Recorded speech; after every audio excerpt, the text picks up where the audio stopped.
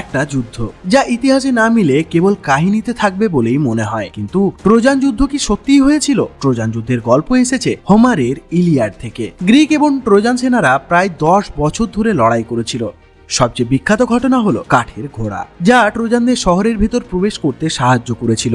ইতিহাসবিদরা শতাব্দী ধরে গবেষণা করছেন। ট্রোজা শহরের ধ্বংসাবশেষ আজও তুরস্কের হিটিটা অঞ্চলে পাওয়া যায়। কেউ মনে করেন হোমারের কাহিনী পুরোপুরি মিথ, আর কিছু বাস্তব ঘটনা মিলিয়ে লেখা। কিন্তু আর্কিওলজিক্যাল প্রমাণ দেয় সেই অঞ্চলে বড় ধ্বংস, আগুন আর লড়াইয়ের চিহ্ন আছে। কিন্তু আসল রহস্য হলো কাঠের ঘোড়া কি সত্যিই ব্যবহার করা হয়েছিল কিনা। কেউ বলেন এটি কেবল গল্পের কল্পনা, অন্যরা মনে করেন প্রাচীন মানুষরা সামরিক কৌশল হিসেবে এটি ব্যবহার করতে পারে। ট্রোজান যুদ্ধ কি শুধুই মিথ নাকি বাস্তব ইতিহাসের একটি অংশ?